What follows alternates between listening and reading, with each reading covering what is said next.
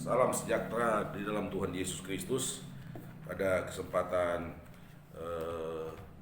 siang hari ini saya mohon maaf kepada jemaat karena seharusnya rekaman khotbah yang saya sudah buat dapat di upload ke YouTube untuk dibagikan kepada jemaat-jemaat yang pada hari ini tidak sempat beribadah. Namun karena satu dan lain hal, rupanya rekaman tersebut tidak terekam dengan baik. Oleh sebab itu, sekalipun tinggal ringkasan dari khotbah saya pada siang hari ini, saya akan kembali mengulang untuk dibagikan kepada jemaat. Kita akan mendengarkan firman Tuhan dan kita berdoa. Bapa dalam surga, di dalam nama Tuhan Yesus Kristus, pada kesempatan siang hari ini kami kembali datang kepada Engkau. Kami akan mendengarkan renungan firman Tuhan yang pada pagi tadi disampaikan kepada seluruh sidang jemaat Tuhan. Namun pada kesempatan ini kami kembali menyampaikan untuk berbagi kepada jemaat-jemaat yang tidak datang beribadah pada hari ini. Dalam nama Yesus kuberkati dan urapi hamba-Mu. Dalam nama Yesus kami mendengarkan firman Tuhan. Haleluya. Amin. Nah, saudara yang saya kasih dalam Tuhan, seperti minggu lalu saya telah menyampaikan kebenaran firman Tuhan, dan hari ini saya sudah janjikan untuk menyampaikan tema hole in soul atau jiwa yang bolong. Nah, kita mulai dari ayat dalam Amsal pasal yang ke-27 ayat 9. Firman Allah berkata seperti ini: minyak dan wangi-wangian menyukakan hati, tetapi penderitaan merobek jiwa. Nah, saudara yang saya kasih dalam Tuhan, kita tahu betul kalau wangi-wangian itu ditaruh di botol, lalu botol itu kita beri lubang, maka udara yang keluar akan sangat baik sekali. Wangi-wangian yang keluar sangat menyukakan, sangat enak untuk dihirup. Tapi ketika kita mengalami penderitaan, maka penderitaan itu akan menyebabkan jiwa kita dirobek-robek. Maka ketika jiwa kita dirobek-robek atau bolong, maka yang keluar tentunya sesuatu yang tidak baik, sesuatu yang tidak menyenangkan. Nah, itu perbedaan wangi-wangian. Oleh sebab itu, kalau minyak wangi-wangian dia menyukakan hati, tetapi penderitaan dia merobek dan dia mengeluarkan bau yang pastinya tidak baik lewat ucapan, lewat perkataan kita yang tentunya sangat merugikan bagi orang lain mungkin yang menghirup, yang membau apa yang keluar dari jiwa yang rusak, jiwa yang bolong. Nah, pada kesempatan ini saya dengan cepat saya ingin menyampaikan bahwa di dalam kebenaran firman Tuhan, di dalam Yohanes pasal yang ke-17 ayat 21, firman Allah menegaskan bahwa yang Yesus inginkan adalah persatuan. Yang Yesus inginkan adalah kita ada bersama dengan Dia. Dia di dalam kita dan kita di dalam Dia. Sama seperti Dia, Yesus di dalam Bapa dan Bapa di dalam Yesus. Dalam Yohanes pasal 17 ayat 21 firman Allah berkata seperti ini: supaya mereka semua menjadi tahu sama seperti Engkau, ya Bapa, di dalam Aku dan Aku di dalam Engkau, agar mereka juga di dalam kita, supaya dunia percaya bahwa Engkaulah yang telah mengutus Aku. Nah, inilah yang Yesus inginkan, inilah yang Yesus rindukan, bahwa di dalam kehidupan kita hendaknya kita ada di dalam persatuan. Hendaklah kita bisa menjadi berkat, menjadi terang di tengah-tengah dunia ini. Kenapa? Kalau Yesus di dalam kita, maka yang terpancar dari kehidupan kita adalah Yesus. Kasih Yesus, perbuatan baik, perbuatan menyenangkan, dan lain sebagainya. Nah, ketika kita terpecah-pecah, maka segala sesuatu menjadi tidak baik, menjadi bukan kesaksian yang menyejukkan. Nah, saudara-saudara, di dalam kebenaran firman Allah pada saat ini, saya ingin katakan seperti ini: hendaklah kita memiliki pola pikir Allah. Jadi yang ada dalam kehidupan kita yaitu cara berpikir Allah, cara apa yang dimiliki oleh Tuhan, biar senantiasa di dalam pikiran dan tindakan kita adalah sama seperti Tuhan. Di dalam Roma pasal 12 ayat yang kedua berkata seperti ini, janganlah kamu menjadi serupa dengan dunia ini, tetapi berubahlah oleh pembaharuan budimu, sehingga kamu dapat membedakan manakah kehendak Allah, apa yang baik, yang berkenan kepada Allah, dan yang sempurna. Jadi yang Allah inginkan, pola pikir Tuhan yang harus sama, kita harus sama dengan pola pikir Tuhan adalah hendaklah kita, firman berkata, tidak boleh menjadi serupa dengan dunia. Kita harus berbeda dengan dunia. Kalau dunia dia punya keinginan daging, keinginan mata, keangkuhan hidup. Kalau kita mempunyai keinginan ilahi, keinginan surga, supaya kita dapat membedakan apa yang benar dan apa yang tidak benar. Kita berbalik atau metanoia, berbalik dari jalan yang salah, dari jalan yang gelap menuju pada jalan kebenaran. Kita bisa membedakan mana yang Tuhan kehendaki, mana yang Tuhan inginkan, dan mana yang Tuhan tidak inginkan, atau sesuatu yang berbau dosa. Saudara, hambatan untuk metanoia, hambatan utama metanoia, hambatan utama kita berbalik dari jalan yang salah menuju jalan yang benar. Yang pertama, karena pola asuh yang salah. Jadi pusat kendali emosi belum dipulihkan. Jadi hambatan utama metanoia adalah pusat kendali emosi yang belum dipulihkan. Yang pertama yaitu pola asuh yang salah, jiwa yang berlubang, alam bawah sadar yang terluka. Saudara yang saya kasih dalam Tuhan, pola asuh yang salah itu sangat berbahaya. Anak-anak dia punya masa keemasan dalam kita meletakkan dasar di dalam kehidupan dia. Kalau itu kita salah, maka itu berisiko ke depan dia mempunyai jiwa yang bolong. Saudara, firman Allah berkata, ketika alam bawah sadar kita terluka, maka kita mempunyai jiwa yang bolong sehingga menghambat kita untuk kembali kepada kebenaran. Terkadang kita tidak sadar, saudara, bahwa kita ada jiwa kita yang terluka, yang belum dipulihkan. Sehingga terkadang kita berperilaku tanpa kita sadar, tanpa kita menyadarinya bahwa sebenarnya ada sesuatu yang belum dibereskan di dalam kehidupan kita. Nah, saya cepat-cepat, saudara. Kenapa pola asuh harus benar? Kita melihat, saudara, anak itu harus diletakkan dasar yang baik. Oleh sebab itu, dengan singkat saya mau katakan, anak-anak itu di dalam masa-masa keemasan mereka, bagi anak laki-laki, dia sangat lebih baik dia berada di bawah asuhan mamanya, lebih dekat, dibimbing di dalam asuhan ibunya, supaya dia dapat mendapatkan rasa empati, rasa peduli, rasa pengasuhan yang benar. Itu mama-mama kan, saudara.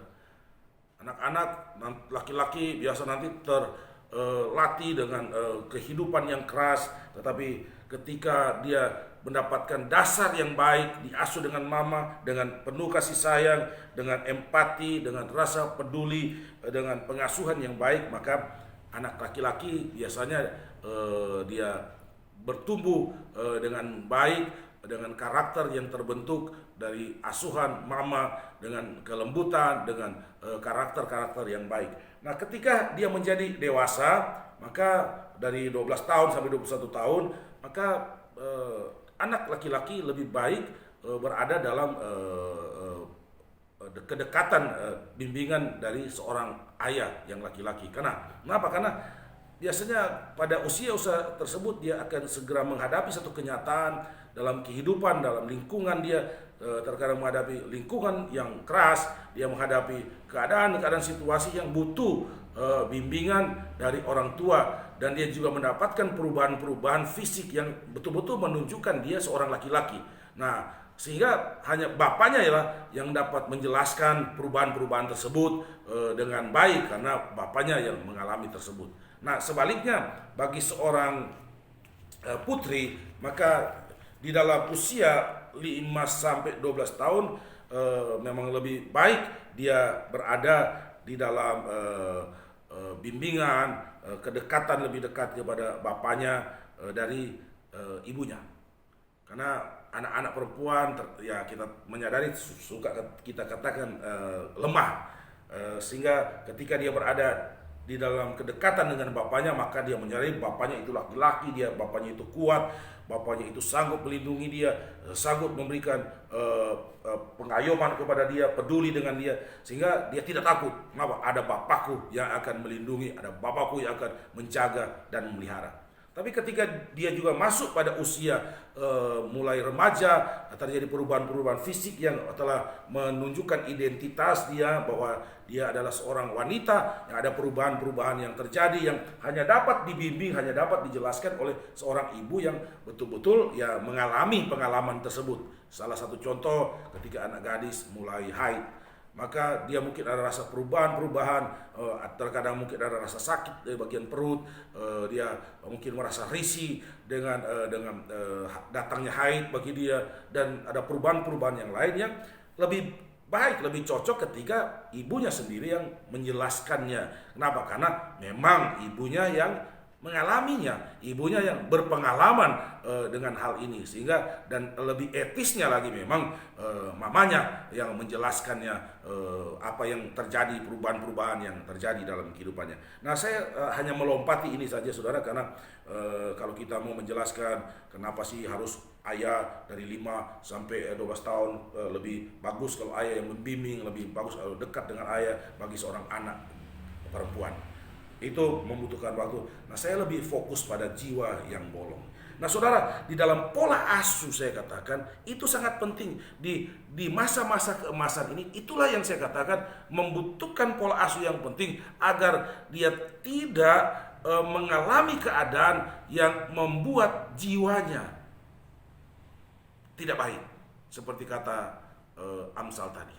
Nah, saudara, terkadang kita mendapatkan anak kita mempunyai sikap perilaku yang tidak baik. Kenapa? Tanpa kita sadari sebenarnya dia mengalami keadaan yang tidak baik di masa-masa keemasannya. Mengapa? Begitu banyak orang tua yang hanya mempercayakan anaknya yang masih kecil kepada para pengasuh, dan tidak sedikit anak-anak kita yang di tangan pengasuh mereka mengalami pengalaman-pengalaman yang tidak baik. Salah satu, dilecehkan. Masih anak kecil dia sudah dilecehkan, dan itu tertanam di dalam alam bawah sadar dia, melekat kepada dia, sehingga dia berperilaku sebagai anak yang tidak baik. Nah, begitu banyak orang tua yang melepaskan, membiarkan masa-masa keemasan ini, sehingga anak-anak kita berada dan hidup di dalam kehidupan yang saya katakan jiwanya bolong. Sebab itu betapa pentingnya jiwa kita untuk dijaga, dipelihara sejak dari kecil, agar jiwa kita tidak lobang, tidak bolong. Nah, saudara, betapa pentingnya jiwa kita, saudara. Oleh sebab itu jiwa kita harus diisi dengan hal-hal yang benar. Nah, saudara, kebutuhan utama jiwa, saudara, yang pertama adalah dikasihi.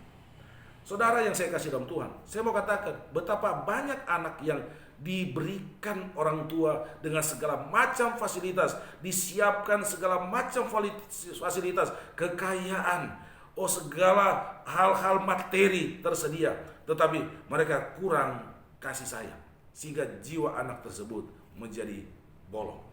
Berapa banyak anak yang berontak oleh karena tidak mendapatkan kasih sayang yang sesungguhnya dari orang tua. Orang tua hanya merasa bahwa materi yang diberikan, fasilitas yang diberikan itu merupakan kasih sayang yang sesungguhnya. Tapi bagi seorang anak, dia tidak melihat itu bahwa itulah kasih sayang yang diharapkan. Oleh sebab itu, saudara, betapa pentingnya kita, jiwa kita diisi kebutuhannya dipenuhi, yaitu dikasihi. Saudara, kalau kita dikasih rasanya enak, saudara. Berapa banyak saya katakan dalam perumpamaan, saya melihat anak-anak yang dari saudara-saudara kita yang pemulung, saudara. Saya suka melihat bagaimana seorang ibu dia mulung, ada anak kecil yang usia di bawah TK ikut dengan dia, usia di atas TK ikut dengan dia, tapi gembiranya luar biasa, saudara. Ketawa, main, ada sesuatu makanan yang sederhana tapi dia makan dengan sukacita, dia berjalan mengikuti begini, padahal terkadang ada di panas terik, tetapi dia sukacita, dia berjalan. Kenapa? Dia menemukan, sekalipun dalam kesederhanaan, saya katakan, sekalipun dalam kesederhanaan, tiap dia mendapatkan pribadi yang menunjukkan kasih kepada dia, sehingga dia sangat respect sekali dengan orang tuanya. Dia terbentuk dengan karakter yang baik. Kenapa? Di masa keemasan dia jiwanya mendapatkan kasih yang sesungguhnya. Sehingga saya katakan terkadang justru anak-anak seperti ini, mereka tumbuh menjadi orang yang tahu berempati, mereka tumbuh menjadi orang yang jiwanya baik, daripada orang-orang yang terkadang terlahir di tengah-tengah kehidupan ekonomi yang baik tetapi tidak mendapatkan kasih. Anak-anak seperti ini kecenderungannya, dan biasanya kita menemukan mereka terlibat dengan pergaulan-pergaulan yang tidak baik, mereka terlibat dengan obat-obat terlarang, mereka terlibat dengan kejahatan-kejahatan yang sangat kita tidak inginkan. Kenapa? Karena dia tidak mendapatkan kasih di dalam kehidupannya. Jiwanya, kebutuhan jiwa utamanya adalah kasih. Itu dia tidak dapatkan. Sekalipun tinggal di istana, sekalipun tinggal di tengah-tengah keluarga kaya yang berkelimpangan harta, dia tidak mendapatkan kasih. Saya mau katakan kepada saudara, itu menjadi sia-sia bagi dia. Dan justru itu yang menyebabkan jiwanya bolong. Tetapi anak yang dalam kehidupan kesederhanaan, tapi setiap hari dia bersama dengan ibu dan ayahnya, dia bersuka cita, dia berjalan, dia merasakan sesuatu kasih sayang yang luar biasa. Saya kalau mau keluar, saya suka lewat di depan sana, ada pemulung-pemulung, keluarga-keluarga pemulung, ada anak-anak di sana, mereka duduk, mereka makan hanya beralaskan koran, beralaskan kardus, tapi mereka bersuka cita dengan segala keterbatasannya. Kenapa? Justru di situ ada kasih. Mungkin orang tua memang merasakan sulit mencari duit, tetapi di sisi lain anak-anak merasakan kasih, dan anak-anak menemukan kasih itu di tengah-tengah orang tuanya dalam kesederhanaan. Ada orang-orang kaya, anak-anak orang kaya justru selalu murung. Ke sekolah ditanya guru murung. Kenapa? Karena dia tidak mendapatkan kasih yang sesungguhnya yang diharapkan. Yang kedua, kebutuhan utama jiwa adalah dihargai. Saudara yang saya kasih dalam Tuhan, ini sangat penting. Kalau kita menghargai orang, maka orang tersebut akan terbangun rasa percaya diri yang kuat, merasa dihormati, sehingga kehidupannya menjadi jauh lebih bersemangat, jauh lebih kuat. Kenapa? Karena dia merasa dihargai. Terkadang pekerjaan yang berat sekalipun, keadaan yang sulit sekalipun, tapi ketika dia mendapatkan penghargaan, maka dia tidak melihat satu kesulitan itu, suatu beban yang harus membebani dia. Tapi justru terkadang ketika dihargai, segala sesuatu yang sulit pun seperti hilang lenyap karena merasa dihargai. Saudara, ketika saudara berterima kasih kepada pembantu saudara yang sudah capek bekerja mungkin dari pagi sampai siang, tapi dengan kerendahan hati, kalau saudara berkata terima kasih buat waktumu, buat jerih lelahmu, maka terkadang pembantu merasa dihormati, merasa dihargai, sehingga dia tidak merasa apa yang dia kerjakan itu berat, sulit, dan sukar. Nah, saudara-saudara yang saya katakan, itu kebutuhan jiwa, tidak bisa dipungkiri. Siapapun saudara, kalangan atas, kalangan bawah, kaya, miskin, saya katakan, saudara, ketika saudara dihargai, saudara akan merasa berbeda. Kebutuhan utama jiwa yang kedua adalah dipercayai. Ini sangat penting, saudara.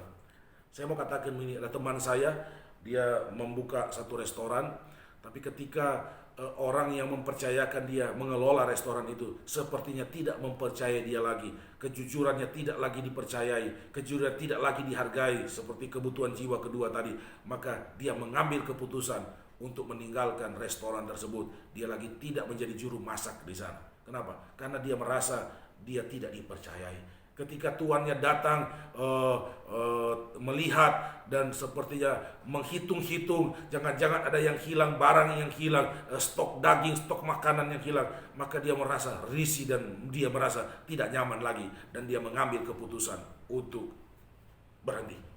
Saudara, suami yang saudara tidak hargai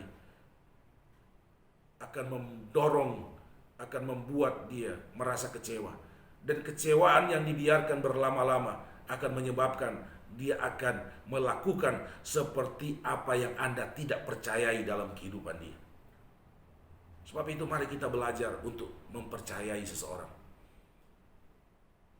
Jangan suami baru pulang kantor dengan keadaan yang capek, lalu saudara ambil HP-nya, lalu saudara berkata, mana histori panggilan, histori WA-mu, saya mau lihat semuanya. Kamu jangan-jangan sudah punya pasangan, banyak selingkuhan dan lain sebagainya. Saudara, suami yang capek, saudara tambah capek dia.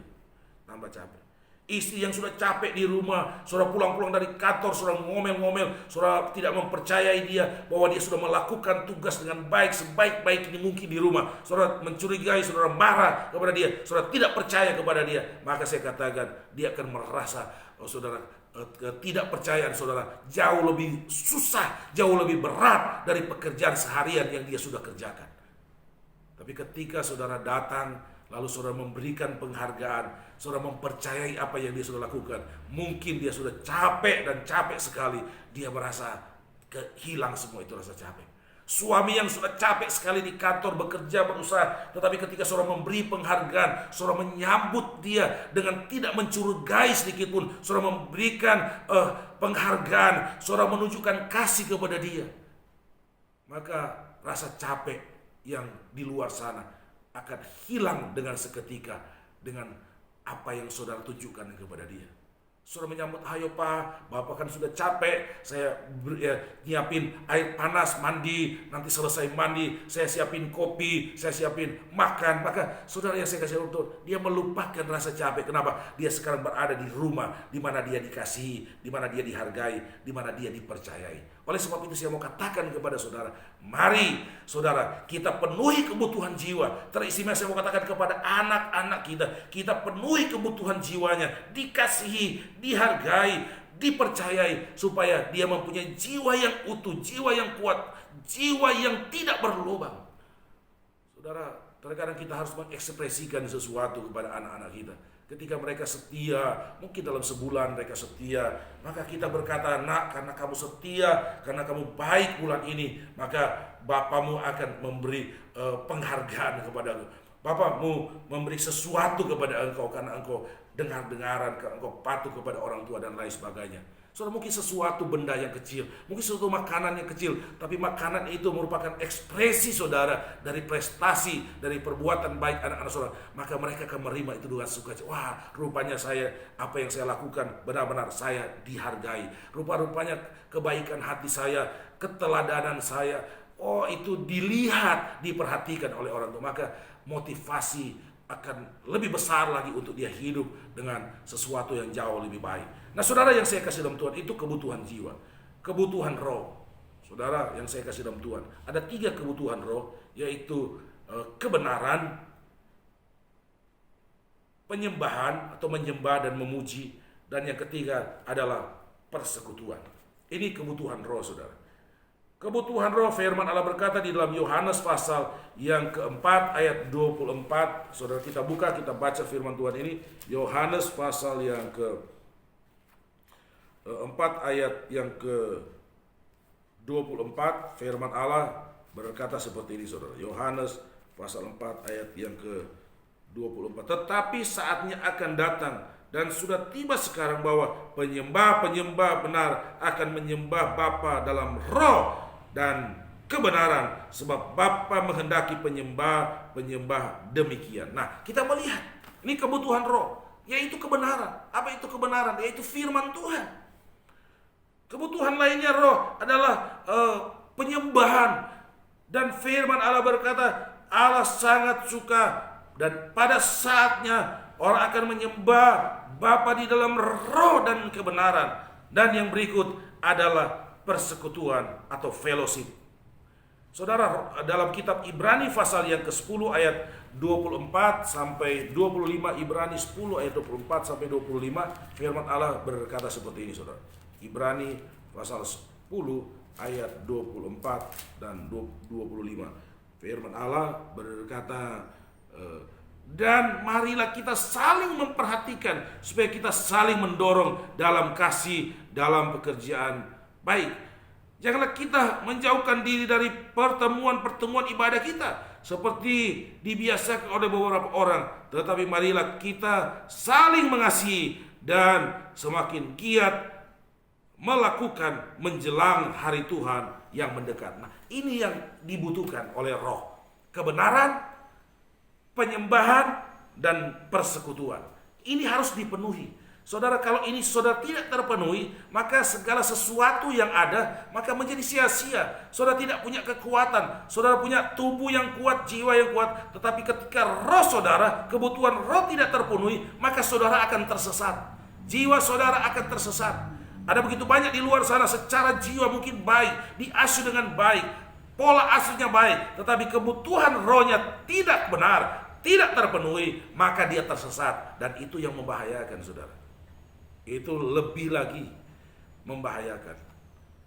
Oleh sebab itu, mari secara singkat saya mau katakan, mari secara jiwa, kebutuhan roh kita penuhi semuanya, maka kita dengan mudah untuk berbalik, dengan mudah hidup kita akan dipenuhi dengan sukacita ilahi, dengan sukacita daripada Tuhan. Nah, saudara, kita masuk pada bagian di mana 10 tanda bahwa alam bawah sadar kita terluka atau jiwa kita bolong. Nah, ini saudara harus dengar baik-baik. Saya tidak akan panjang lebarkan firman Tuhan. Ini merupakan garis besar apa yang saya sudah sampaikan tadi pagi. Nah, saudara, yang pertama, 10 tanda alam jiwa bawah sadar kita terluka atau jiwa kita bolong. Orangnya mudah tertolak. Jadi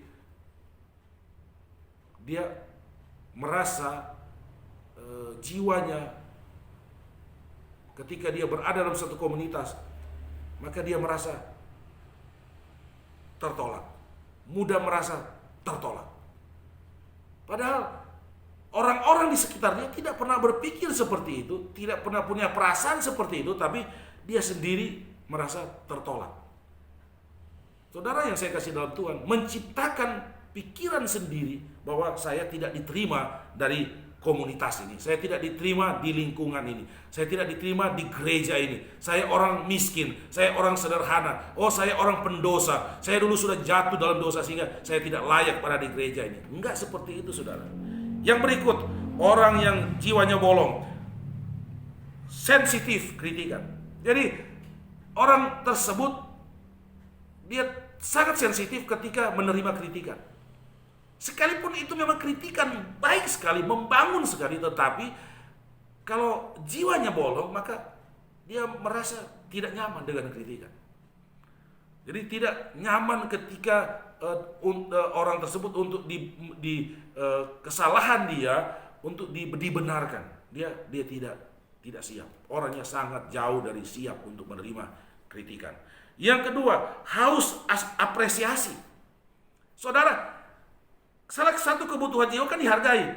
Itu apresiasi kan, haus apresiasi. Itu kan kebutuhan yang ketika saudara sudah terpenuhi, di mana saudara dihargai, sehingga saudara tidak bolong, jiwanya tidak bolong, sehingga saudara mau diapresiasi apa yang saudara kerjakan, enggak peduli. Kenapa? Karena secara umum, secara garis besar, jiwa saya sudah terpenuhi itu, saya sudah dihargai, sehingga apa yang saya lakukan sekarang enggak perlu lagi pujian. Tapi saudara yang saya kasih dalam Tuhan, enggak apa-apa juga kalau memang kita ingin memuji, tetapi jangan menuntut. Kalau kita menuntut, itu tanda-tanda jiwa kita bolong. Kita sudah melakukan suatu tuntutan kita supaya kita dipuji, supaya kita dihargai, supaya kita disanjung-sanjung dan lain sebagainya. Itu namanya jiwa bolong, haus apresiasi. Saya bekerja, saya mendapatkan ini. Saya bekerja harus begini dan lain sebagainya. Orangnya narsisme. Orangnya suka sibuk tanpa arah. Jadi sibuk tapi tidak tahu dia buat apa. Ke kiri, keluar, masuk, ini, pegang itu, tapi tanpa arah. Mungkin bisa saja tidak percaya diri, mungkin saja merasa belum dilihat orang, belum dilirik orang, mungkin saja merasa nanti juga tidak mendapatkan pujian dan lain sebagainya. Yang berikut, jiwa yang bolong, bagian 6 adalah orang emosional. Orang emosional. Jadi mudah emosi. Bisa diekspresikan dengan orang emosional kan bisa ketika mendapat tekanan sedikit, kritikan sedikit langsung nangis, histeris, merasa tidak dihargai, merasa orang yang tidak berguna dan lain sebagainya. Orang emosional kan bisa juga meledak-ledak, bisa balik marah dan lain sebagainya. Emosional juga bisa lari dari kenyataan, meninggalkan komunitas karena dia merasa bahwa kalian telah menyakiti saya dan lain sebagainya. Emosional kan bisa diekspresikan dengan banyak cara kan saudara. Tapi intinya dia berekspresi secara emosi yang salah, bukan yang benar. Yang berikut, perfeksionis. Orang yang jiwanya bolong adalah orang yang juga perfeksionis, yang mungkin saya katakan berlebihan. Sehingga segala sesuatu dia mau kerjakan sempurna sekali. Nah, ketika dia mau melihat orang, dia ingin melihat orang juga sempurna sekali. Ketika ada orang sedikit aja ngatur kursi agak miring sedikit, dia marah-marah. Enggak boleh begitu. Kok jaraknya ada perbedaan sekian senti? Atur barangnya kok tidak seperti yang saya tunjukkan. Ini jiwa bolong, saudara. Karena tidak semua orang mungkin dapat melakukan seperti apa yang dia lakukan. Kalau harus nulis rapi sekali barisnya, kalimat per kalimat, titik komanya dan lain sebagainya.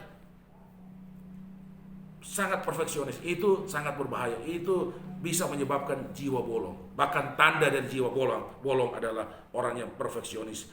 Orangnya antisosial. Orang yang tidak mau bergaul, orang yang menjauhkan dari kelompok, orang yang menjauhkan dari perhimpunan, orang yang menjauh. Padahal firman Allah berkata, jangan kamu menjauhkan persekutuan, ibadah seperti yang dibiasakan oleh beberapa orang. Jangan-jangan orang yang menjauhkan ibadah, jangan-jangan orang yang tidak mau beribadah, berkumpul bersama-sama, terlibat bersama dalam pelayanan. Saya mau katakan, jangan-jangan jiwanya bolong. Saya katakan tadi, ada di kampung saya orang yang antisosial. Subuh-subuh benar dia sudah pergi ke kebun, dia tidak mau ketemu orang. Nanti sudah malam, benar-benar sudah malam, baru dia pulang supaya dia tidak ketemu orang di jalan. Saudara, ini antisosial. Kenapa? Rupanya pola asuh, dia pernah tersakiti, dia pernah mengalami suatu situasi yang tidak baik pada masa-masa di mana pertumbuhannya, sehingga itu melekat di dalam kehidupannya, sehingga dia susah untuk bersosialisasi. Dia tidak lagi mempercayai orang di sekeliling dia. Dia lagi tidak mau berhubungan dengan orang sekeliling. Kenapa? Dia merasa berhubungan dengan orang lain itu memalukan. Berhubungan dengan orang lain itu menyakitkan. Berhubungan dengan orang lain dia tidak mendapat keuntungan apa-apa. Sehingga dia mau sendiri saja, saudara. Saudara yang saya kasih dalam Tuhan, ini jiwa yang bolong. Yang berikut, saudara, jiwa yang bolong adalah orang yang otoriter. Dia merasa harus pengalaman saya, bagaimana saya dibina, bagaimana saya dididik, maka saya harus menerapkan itu kepada orang-orang yang di sekitar saya. Saya mau katakan ini seperti, saudara, masa-masa lalu ketika zaman ospek. Para mahasiswa baru masuk, mereka mendapatkan perlakuan yang tidak baik. Terkadang mereka dipermalukan di tengah-tengah umum dengan pakaian yang tidak pantas, dengan perkataan-perkataan, hukuman-hukuman yang mereka terima. Saudara yang saya kasih dalam Tuhan, kalau jiwanya tidak benar, saudara, maka angkatan berikutnya ketika mereka yang menjadi panitia ospek, itu pengalaman sejarah yang kita tidak bisa lupakan. Bagaimana mereka memperlakukan yang sama kepada adik-adik mahasiswa yang baru yang sementara mereka ospek. Bahkan di sekolah-sekolah tertentu ada orang yang sampai harus meninggal. Kenapa? Mereka gebukin. Kenapa? Kalau dulu kita masuk, kita digebukin, maka kita memperlakukan yang sama, bahkan lebih dari apa yang mereka alami. Bahkan sampai ada orang yang meninggal. Kenapa? Karena otoriter terbentuk dari pola asuh atau kehidupan masa lalu yang mereka alami di mana mereka terluka, mereka mengalami keadaan yang buruk dan mengikuti mereka tidak mampu membuangnya. Nah, saudara yang saya kasih dalam Tuhan, yang berikut, orang yang jiwanya bolong adalah orang yang hiperbola. Hiperbola adalah orang yang melebih-lebihkan segala sesuatu. Orang yang melebih-lebihkan persoalan. Orang yang melebih-lebihkan penderitaan. Orang yang melebih-lebihkan kekurangan dan lain sebagainya. Saudara yang saya kasih dalam Tuhan, mungkin ada seorang ibu berkata, waduh, tadi aku mendengar kamu bilang seperti ini. Mungkin kalau sampai di situ mungkin baik. Tapi ada orang yang hiperbola, dia mengatakan, dan dia bilang, dan wajahnya itu sangat serem. Dia sepertinya membenci engkau, sepertinya tidak suka dengan engkau. Waduh, sangat menyakitkan.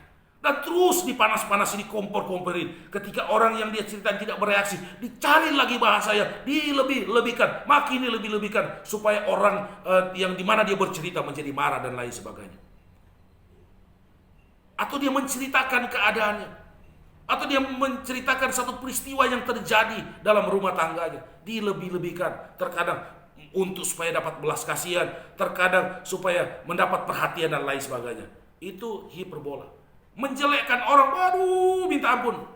Kesalahan orang satu dicerita di 10 dan lain sebagainya. Itu jiwa yang bolong, saudara. Saudara yang saya kasih dalam Tuhan, saya akan mengakhiri, saudara, dan saya coba memberikan satu ilustrasi buat saudara bagaimana kalau jiwa kita bolong. Nah, saudara yang saya kasih dalam Tuhan, kalau saya mau katakan jiwa kita, saudara, kalau jiwa kita tidak bolong, maka ketika kita memasukkan sesuatu di dalam jiwa ini, maka jiwa ini akan penuh dan akan meluap. Tapi ketika jiwa ini bolong, seberapa banyak pun yang saudara masukkan di wadah ini, di jiwa ini, maka semuanya akan terurai, akan hilang. Saudara yang saya kasih dalam Tuhan, saya tidak tahu jiwa saudara bolong karena apa. Saya tidak tahu berapa banyak bolong jiwa saudara yang menyebabkan nasihat yang baik itu hanya berlalu begitu saja. Jiwa saudara bolong. Saya tidak tahu berapa banyak firman yang saudara dengar, tetapi firman itu saudara tidak tertanam dalam hati saudara, dalam jiwa saudara. Kenapa? Karena bolong. Saudara mungkin masa lalu saudara disakiti, saudara mungkin masa lalu saudara dikecewakan, masa lalu saudara mendapatkan perlakuan, pelecehan dan lain sebagainya. Nah, kalau saudara tidak menambal, kalau saudara tidak menutup itu, maka selamanya jiwa saudara bolong, selamanya saudara akan tersiksa, selamanya saudara tidak akan merasakan kepenuhan dari kebenaran, saudara tidak akan merasakan kepenuhan dari sukacita, saudara tidak merasakan kepenuhan dari kebebasan saudara, dari ketenangan hati saudara. Kenapa? Karena tidak ada kebenaran yang bertahan kepada jiwa yang bolong. Sebab itu saya mau katakan, saatnya saudara menambal. Sekali lagi, saya tidak tahu keberadaan saudara, saya tidak mengerti keberadaan saudara, tapi saatnya saudara menambal jiwa yang bolong supaya kebenaran firman Tuhan meluap dalam hidup saudara. Saya mau katakan, bahkan saya sudah katakan minggu lalu, menentukan damai sejahtera, menentukan sukacita dalam kehidupan saudara bukan orang lain, tetapi engkau sendiri. Kalau engkau ingin bersukacita, kalau engkau ingin merasakan damai sejahtera, kalau ingin engkau merasakan berkat Tuhan, kalau engkau ingin merasakan suatu persekutuan yang intim dengan Tuhan, maka engkau yang menentukan. Sebab itu, jiwa yang bolong harus saudara tambal. Jiwa yang bolong saudara harus tutupi. Supaya apa? Supaya kebenaran Allah itu melekat dalam kehidupan saudara. Saudara melihat ini, saudara, saya mau katakan, seandainya ini jiwa saudara, maka yang saudara akan dapatkan ketika jiwa saudara bolong seperti ini. Ini wadah yang kecil, dimasukin dengan air dari wadah yang jauh lebih besar, berlipat-lipat kali ganda, maka dia tidak akan pernah penuh apabila jiwa saudara bolong. Saudara melihat ini ilustrasi. Semoga ilustrasi ini dapat membuat saudara benar-benar menutup bolong-bolong dalam jiwa saudara. Saudara melihat, saya telah menuang sudah lebih separuh dari air yang ada di botol yang jauh lebih besar. Botol ini tidak pernah penuh. Botol ini bahkan tidak sampai setengah. Makin banyak bolongnya, makin cepat air itu keluar, dan makin botol ini tidak pernah penuh. Saudara melihat, air yang ada di botol 2 liter ini hanya dimasukkan di botol yang 600 mili. Saudara, botol yang 600 ml tidak penuh. Nah demikianlah jiwa saudara kalau bolong. Tidak ada yang tersisa. Tidak ada yang saudara dapat diharapkan kepada jiwa yang bolong. Saudara yang saya kasih dalam Tuhan, kebutuhan roh harus dipenuhi, yaitu kebenaran.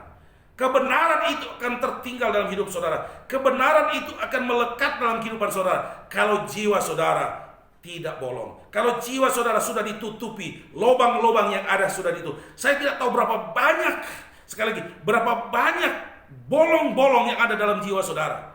Kita segera tutup. Makin banyak bolongnya, saudara, makin membuat tidak ada kebenaran yang bisa diam bertahan. Bahkan saya mau katakan, makin saudara merasakan kekecewaan, sakit hati yang mendalam. Tapi kalau jiwa saudara sudah ditambal, bolong-bolongnya sudah ditambal, maka sedikit kebenaran pun yang masuk, dia akan bertahan di dalam kehidupan saudara. Dan kebenaran itu yang akan memberikan damai sejahtera.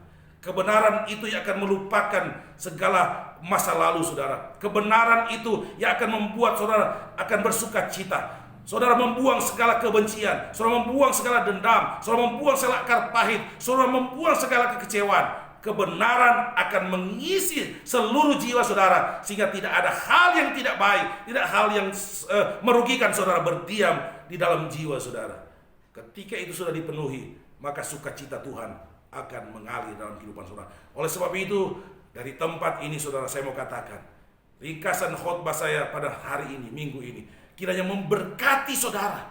Memberkati saudara. Saya berharap saudara yang tidak hadir pada ibadah tadi, dengan renungan singkat, Tuhan, dengan intisari firman Allah yang saya sampaikan tadi, ini sampai kepada saudara, dan saudara diberkati oleh Tuhan, sebagaimana jemaat yang lain diberkati oleh Tuhan. Kita mau semuanya, bahwa jiwa kita benar-benar dipenuhi dengan kebenaran. Tidak ada lagi bolong satupun dalam jiwa kita. Suami dan istri akan saling mengasihi, suami dan istri saling menghormati, suami dan istri saling percaya satu dengan yang lain. Demikian anak-anak dan orang tua saling mengasihi, saling menghargai, saling percaya satu dengan yang lain. Sehingga berjalannya waktu saudara, maka kita penuh dengan berkat, penuh dengan sukacita yang melimpah daripada Tuhan. Saudara, terima kasih saudara. Kita akan berdoa buat kebenaran Allah yang sudah dengar, biar itu menjadi berkat bagi saudara. Di dalam nama Tuhan Yesus, kiranya kebenaran Allah yang sudah hamba-Mu sampaikan, biar ini menjadi berkat bagi setiap jemaat Tuhan, menjadi berkat bagi siapapun yang mendengarkannya, sehingga kami sekalian mempunyai jiwa yang sempurna, jiwa yang dapat diisi dengan kebenaran-kebenaran Allah, jiwa yang membawa kami sukacita. Apa yang terpancar, apa yang keluar dari kehidupan kami adalah satu kebenaran yang juga dapat memberkati orang lain. Berkati seluruh sidang jemaat Tuhan, berkati setiap Tuhan orang-orang yang mendengarkannya. Di dalam nama Yesus kami berdoa dan mengucap syukur. Haleluya. Amin. Puji Tuhan.